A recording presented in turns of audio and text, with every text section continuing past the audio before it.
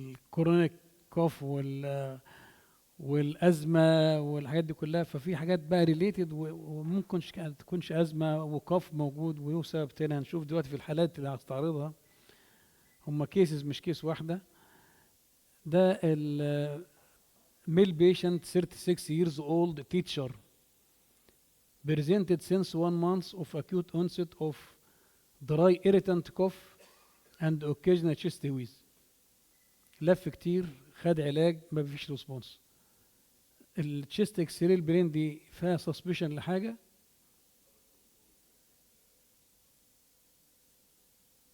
يعني هو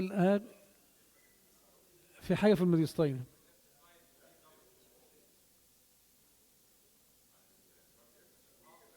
عند التركية ماشي تمام.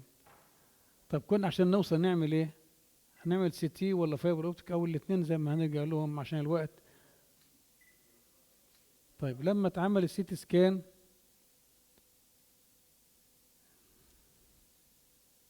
في حاجه هنا عشان ما نضيعش وقت اهي. انتراليومينال جاست اباف ذا كارينا 2 سنتيمتر اباف ذا كارينا، في حاجه كده باينه خالص. تمام.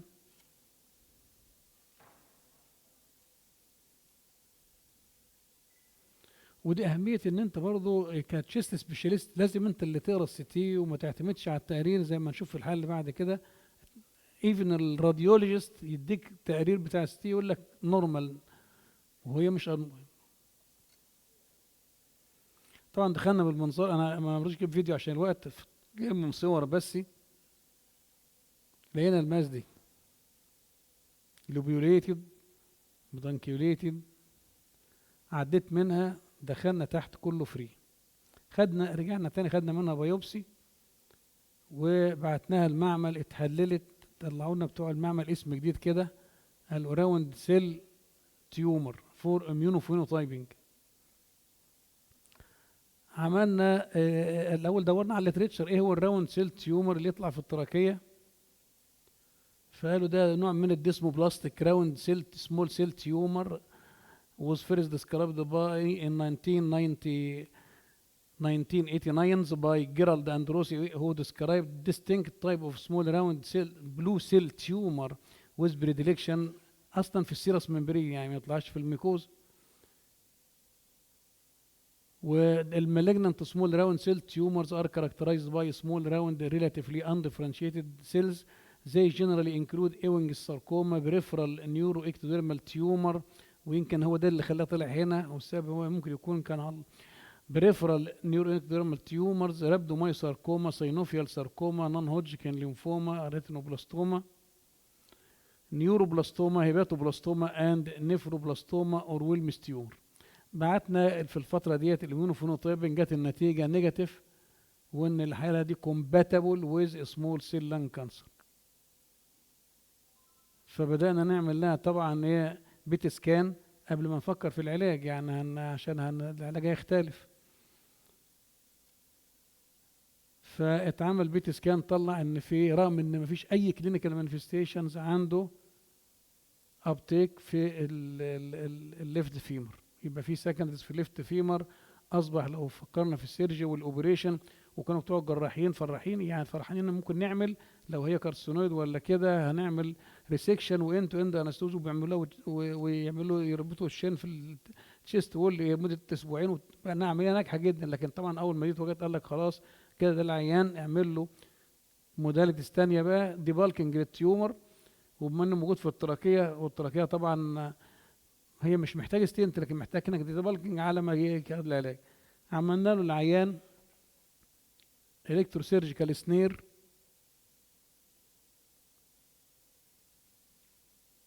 اتقطع التيومر خالص 90% على البيز بتاعته اهيت.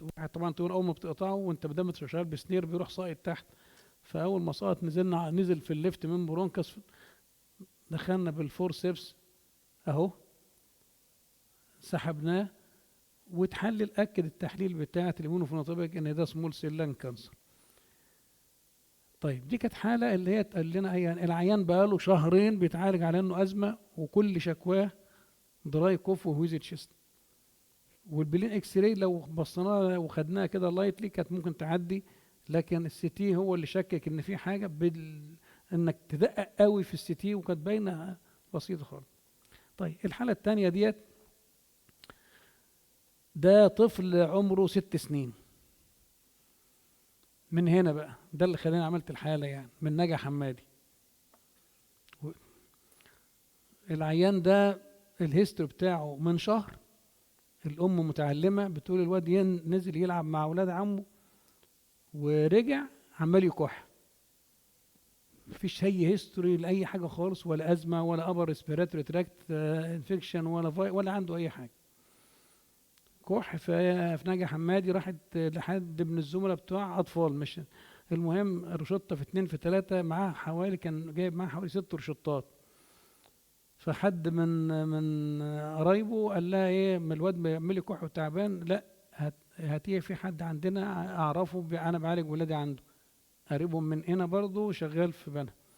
فالعيان لما جه وشفت روشتات، انا لما بشوف اي عيان جاي من محافظه بعيده بصراحه بيبقى فيها، انا ببقى يعني مرعوب. قلت له طب انت جاي لي من هنا وناجي حمادي عندك الدكتور محمد مصطفى هناك. فالام اول مره اسمع بقى الاسم الجديد تاني يعني، قالت لي محمد مصطفى عبد الهادي. ما كنتش اعرف عبد الهادي دي الا من العيان. قالت لي انا كنت لسه هروح ليه، لكن قالوا لي بقى تعالي. طبعا القصه مع ان بقى له شهر وروشتات كتيره جدا ومفيش علاج، وكانت مستنيه دورها تقعد دكتور محمد. فالام قلت لها لا، لازم نعمل اشاعه، هنعمل الاشاعه دي على الصدر. قالت لي لا، انا عملت هناك وعملت 3 اشاعات ومفيش فيهم حاجه. طب فين الاشاعات ما جبتهمش معاكي ليه؟ مش معايا. قلت لها طب خلاص عايزين نعمل سي تي. عملنا السي تي، انا هجيب بس الاول التقرير بتاع السي تي، انا عمري ما ببص التقرير ومن سنتر ايمننت وسنتر كويس من اكبر السنات بتاع الاشعه، طلع لي الريبورت كده، حط لي صوره من الصور وكتب لي نورمال سي تي تشيست سكان ويز نو ايفيدنس اوف اكتيف لانج انفكشن، ورغم ان كاتب له سسبشن اوف انفكشن ايه فروم بودي ما. لكن نرجع بقى تاني وانا بعرف الاشاعات ببص فيها، حطيت هنا كده العلامه عشان بس نركز فيها قوي. وانا ببص جوه التراكيه وانا شاكك ان في حاجه كده اللي يعني عامله زي يكون انتراكال تيوب جوه التيوب، خط رفيع خالص كده سيميليونر جوه اللور اند اوف التراكيه. ولما نزلنا طبعا اضطريت ان انا اصورها واكبرها شويه، هنشوف نعرضنا دلوقتي اهي. دي لما اتكبرت باينه خالص، انا كبرتها على الموبايل يعني، خدت الصوره وكبرتها وقعدت اعمل لها زومنج اكتر فباينه خالص. نازله تحت وسايبه هالو ساين كده في التراكيه، هو ده اللي كان بيعمل ايريشن للليفت لانج، الحته الصغيره ديت اللي هي على الليفت سايد دي. لان بعد كده في الصوره الثانيه في حاجه ثانيه كمان اهي جوه الرايت من برونكس، فالشيئومه ديت اللي نزلت على اللون اندوس تراكيه واتحشرت في الليفت في الرايت من برونكس، وكانت جواها كده عين بتعدي دوك تعمل دي، العين الصغيره بتنفس الرايت لانج والهالو اللي فوق بينفس الليفت لانج. وعشان كده الاكس راي ما بانش فيها اي ساينز اوف هايبر انفليشن لوكالاي ولا لوكالايزد ساينز ولا اي حاجه خالص. والواد صدره طبعا عمال يزايق على الناحيتين وعمال يكح، وهي اراده من الله سبحانه وتعالى لما يكون ربي ان يقدر الشفاء للمريض، انك انت كانت ممكن تعدي ولا اي حد ياخد باله منها. بس لا لا، هو كان الفنتيش على الناحيتين كويس. الرايت سايد ليه بقى؟ لان الشؤون لو وريها لك دلوقتي ريتروجريد بقى بعد كده. طبعا قلت لها بس كده لازم ايه نروح على المستشفى عشان نعمل له، حولناه واتعمل له ريجيد برونكوسكوب. طلع ايه الدبابيس الاقلام اللي هي بسوسته ديت بيبقى فيه بتاع بتلف من تحت كده، الواد بيلعب فيها وهم نفوا نهائي ان اسالها واعصر مخي معاه. الواد اساله، واد كبير في السن، يا ابني ما كنتش بتلعب في حاجه، ما كسرتش حاجه؟ يقول لك لا، بيفك في البتاع باسنانه، فكها وراحت نازله. وبقت الصوره الثانيه اهي، التبل النقطه ديت اللي بيعدي منها السن بتاع الانبوبه، هي دي اللي كانت بتنفس الرايت لانج. وعشان كده الدكتور عماد بيقول ان طبعا رفيعه جدا، والليفت لانج كانت بتتنفس من الليفت لانج من الهالو اللي كان حوالين التيوب، زي يكون انتراكال تيوب حواليها. ودي بعد ما شلناها بالريجيد برونكوسكوب. نعم يا بيه. لا ما بس كسرت بره بعد ما طلعت بتشيل. مكملها لك وحاطينها.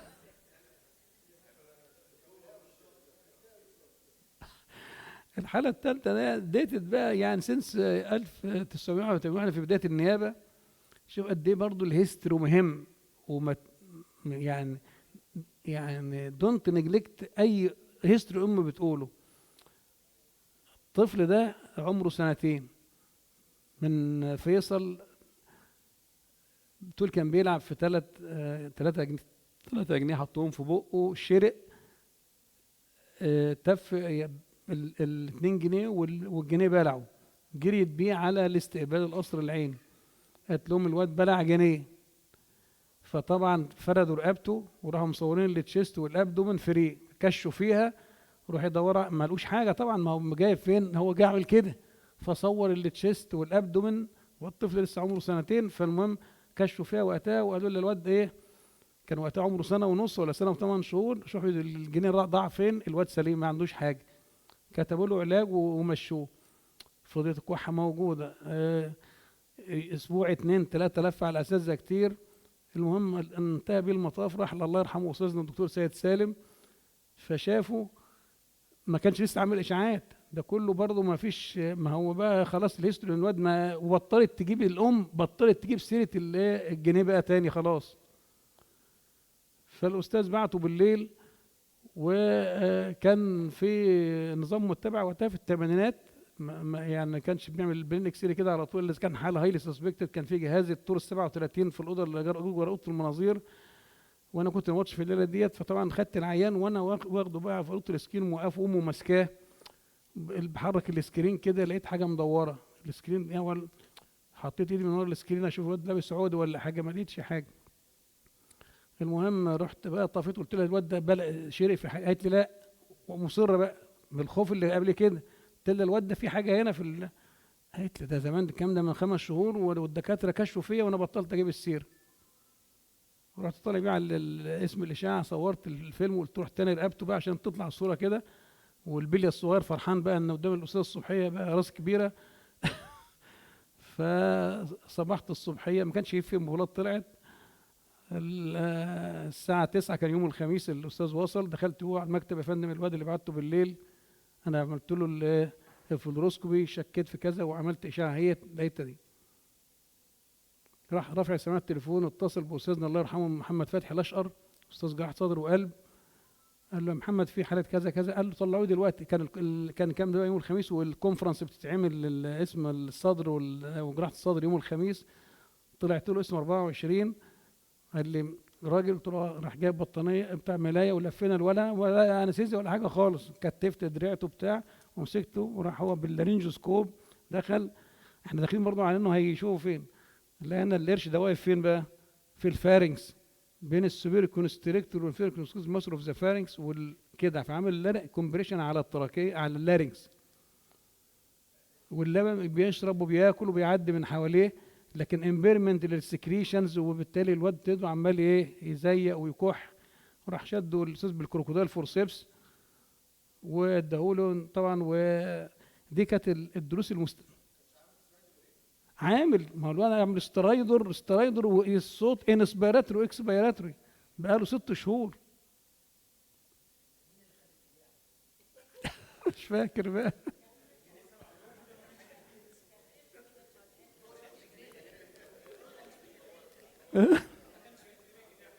او او كان قرش حديد.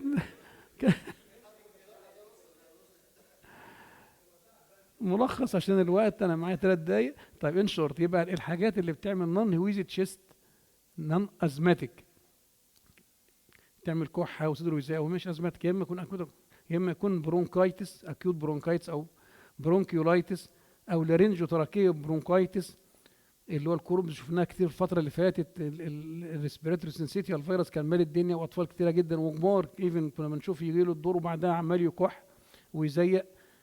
بكتيريا تراكيتس، فورم بودي اسبيريشنز اكيوت زي ما شفنا في الحالات دي كده، اسوفيجيال فورم بودي، او كارديو فاسكولار حاجه اكيوت، يعني العيان اللي يجي له اكيوت ميوكارديال انفكشن او اكيوت بالمونري امبوليزم يبقى لوكالايزد ويز مش يبقى جنرالايزد ويز. الكرونيك يا اما الجاسترو اسوفيجيال ريفلكس ديسيز زي ما اتقال امبارح، او الفوكال كورد ديسفانكشن، الناس اللي بتعمل اوفر يوز للفوكال كورد او اكسرسايز انديوزد فوكال كورد ديسفانكشن، عمال يجري كده فبيعمل الصوت، يعني بعد كده يبقى نفس الصوت ده كده. ريتيند فورم بوديز نجلكتد زي الحالات دي كده، او السيستيك فايبروز زي ما اتقال امبارح، والريكرنت اسبيريشنز والبراميري سيريال ديسكاينيزيا والانترستيشيال لانج ديسيزز سبيشالي الروماتويد، ممكن يبقى يدي ويزي تشيست وفي نفس الوقت هو مش ازماتيك لكن هو انترستيشيال. الاميونو ديفيشنسي سندروم زي ما الدكتور مجدي زياد اتكلم امبارح، الاي جي اي ديفيشنسي والكومبايند اميونو ديفيشنسي سندروم والبارشال دايجورج سندروم، حاجات كتيره جدا تدي نفس الكلام. الاستراكشر كوزز تراكيو برونكوماليشيا، الفاسكولارينج ابنورمال اوريجين، شفنا حالتين من دول، ابنورمال اوريجين اوف ذا ليفت بالمونري ارتري فروم ذا رايت بالمونري ارتري، يعني مش طالع كل واحد لا نتيجه كونجينيتال بيرزيستنس اوف ذا 6 اورتيك ارش، فالليفت بالمونري ارتري برانش طالع من الرايت بالمونري ارتري برانش، فعامل كومبريشن على التراكيه قدام والاوزوفيجاس ورا، مكمل لي كومبريشن التراكيه في يد الصوت. التراكيه الويب والكونجينيتال سيس والليمف نودز. طبعا البرونكيولايتس كلنا عارفينها، انا فاضل لي خلاص انا هخلص برضه فالتزم بالوقت. في اكتر في الاطفال اقل من سنتين. الكومونست ريسبيرتوري سنسيتيال فيروس اكتر في الوينتر مانثز وافتر رين سيزونز. السيستيك فايبروزس وبيبقى معاه هيستوري ان الطفل عنده ريكرنت ريسبيرتوري تراكت انفكشنز وبرولونج جونس وميكونيوم ارياس وريكتال برولابس، ولو عملنا سويت كلورايد تيست هيبقى يدينا ياكد التشخيص والستياتوريا والجروس ريتارديشن زي ما الدكتور مجدي اتكلم فيها امبارح. الاير واي والانسفشنسي لارنجو تراكيو ماليشيا، وفي الاكس راي هنا بتبقى ساين كده زي البرج بتاع الكنيسه من فوق الستيبل ساين، شايفين نارونج للتب بتاع الاير كولوم خالص من فوق في سبجلوتيك هيمانجيوما. الفاسكولار رينج زي اللي هو الابنورمال اوريجين اوف ذا رايت ليفت بالمونري ارتري من رايت بالمونري ارتري برانش، والبيهايلر ادينوباثي. في كونجينيتال انوماليز بتدي له برونكيال كونجيشن فتخلي صدر العين يزيق وهو مش ازماتيك، وعشان كده اهميه لو طفل صغير سنه سنتين اعمل له ايكو، ابعته لبتاع اللي يعمل له ايكو. الفي اس دي والاي اس دي والكونجيتال مايترال ستينوز والهايبوبلاستيك ليفت هارت. الورك اب ده نعمل له عيان ده، نعمل له راديولوجي بلين تشيست اكس راي، اعمل له سي تي سكان.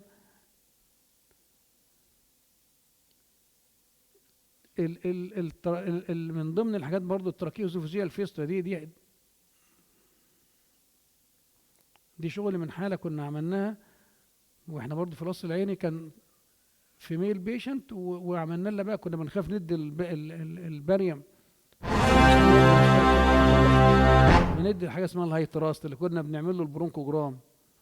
الهايتراست ده كان وودر سولوبل وسيف، فكنا نعمل له لوبريكيشنز ونحقنه انتراكيل. فالدكتور قال لي اعمل للعينه ديت اعمل لها بلعها نص ازازتين من الهايتراست. ده انا الهايتراست وصور لنا الباريوم اهو، الهايتراست مش الباريوم بقى، خرج من التراكيه، خرج من الازوفاجس ودخل الاوبننج ديت. وقتها عملنا البرونكوسكوب لقينا ديت حاله تراكيه اوزوفيجيال فيستولا كانت سكندري، اللي كانت عندها هوجكن لينفوما، ميديستاني هوجكن لينفوما، وعامله هي السبب في الحكايه دي. والبرونكوسكوب والايكو ده هام جدا. So not every patient presented with chest is bronchial asthma. Some patient without chest with اللي هي الكاف variant asthma. And thank you very much.